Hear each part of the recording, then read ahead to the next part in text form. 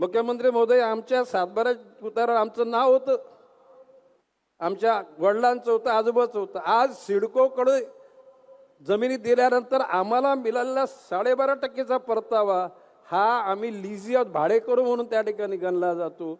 माझी या बैठकीच्या निमित्तानं आपल्याकडे मागणी आहे की त्या ठिकाणी लीज न देता आम्हाला मालकी हक्काच्या जागा द्या. नुसते आम्हालाच नाही तर झोपडपट्टीमध्ये जे लोक राहतात त्यांच्या खालची जमीन ती सुद्धा त्याच्या मालकी हक्काची द्या, कॉलनीतल्या लोकांना द्या.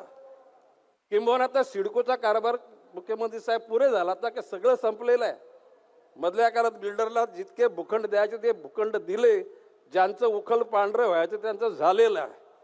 माझी आपल्याला नम्र विनंती आहे, आता सिडकोचा कारभार नवी मुंबई शहराच्या बाहेर आता पाठवा, जेणेकरून नवी मुंबईच्या जनतेला सुखाचे दिवस येतील. पाहिजे का नको? 5 वर्ष प्रशासकीय गेली, त्यावेळेला प्रशासनाची इच्छा होती वाढवा, म्हणलं अजिबात नाही, तो तुमचा अधिकार नाही. महासभा अस्तित्वात तेव्हा महासभा निर्णय घेईल आणि महासभा आपलीच येणार आहे आणि म्हणून महासभेचा धोरणात्मक निर्णय घेण्याची भूमिका मीच घेणार आहे. पुराणामध्ये आपण भस्मासूर, बकासूर ही नावं आपण ऐकली होती, परंतु आधुनिक जगामध्ये बकासूर आणि भस्मासूर निर्माण झालेले आहेत. त्या बकासुरांना रोखणं गरजेचं आहे.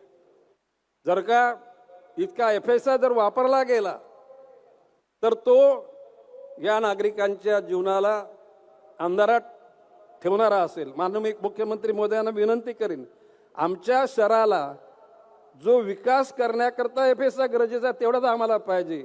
हा युनिफाईड DCR जो शहराची वाट लावणार आहे, बिल्डर लोकांच्या घशात प्रॉफिट टाकण्याकरता त्यांचे दलाल जे प्रयत्नशील आहेत त्याला रोख देण्याकरता आपण योग्य वेळी निर्णय घ्याल असा माझा विश्वास आहे. आता मी राजकीय भाषण बोलत नाही, कारण मी जे इतक्या दिवसात बोलेल तुमच्यासमोर ते बोलायची माझी इच्छा नाही. म्हणजे तुम्हाला अडचणीत घालायच्या, हे बोलतोय माझ्या जबाबदारीवर बोलतोय आणि त्याची काय जी जबाबदारी होईल ना ती गणेशला घ्यायला सामर्थ्य आहे. माझं म्हणणं आहे की आम्हाला छेडू नका, आमचे हात साफ आहेत, आमचं मन साफ आहे. नादाला लागाल तर तुम्हाला तुमची जागा दाखवू.